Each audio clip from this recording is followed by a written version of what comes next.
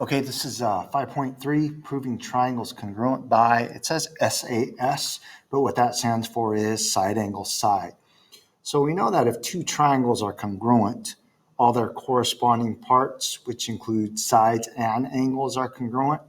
When we're trying to prove triangles congruent, basically what we want to try to do is use the minimum amount of information to show that the two triangles are congruent. For example, if I just have two sides of one triangle, let's just say this is 3 centimeters in length and this is 5 centimeters in length.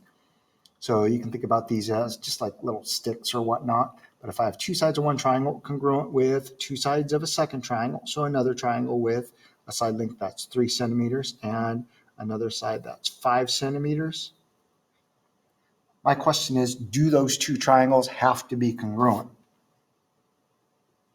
And if you thought about that, the answer is no. So I can show tick marks that these two sides are congruent because if you can see the third side here would not be congruent with this third side. This is an obtuse angle, or what appears to be an obtuse angle. This is an acute angle. So it would not work if I just had two sides of one triangle congruent to two sides of a second triangle. But if I close up this angle here, like you can think about this as like a hinge. This is 5 centimeters, this is 3 centimeters, and I made those two angles congruent. This is still 5 centimeters, and then this is 3 centimeters.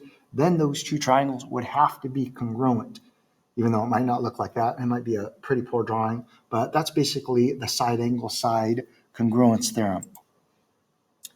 Okay, so theorem 5.5 is the side angle side, or SAS congruence theorem. So the side angle side congruence theorem is written down for you. Here's basically what it states in terms of a diagram. I have two sides of one triangle congruent with two sides of a second triangle, and then the order here is important. It's SAS.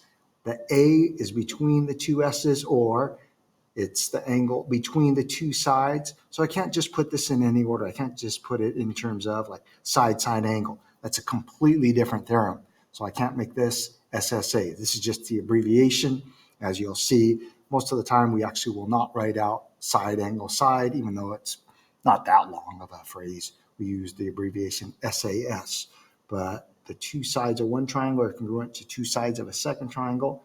And then the angle included between the two sides of each of the triangles have to be congruent. So it has to be these angles.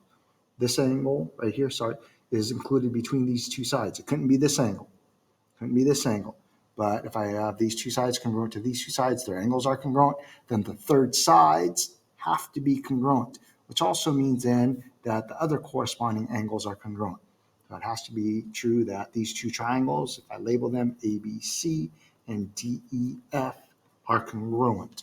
That's one way, and then as you'll see in our other sections of chapter 5, there's other ways besides the side angle side congruence theorem that you can use or show that two triangles are congruent. But one of them is by side angle side.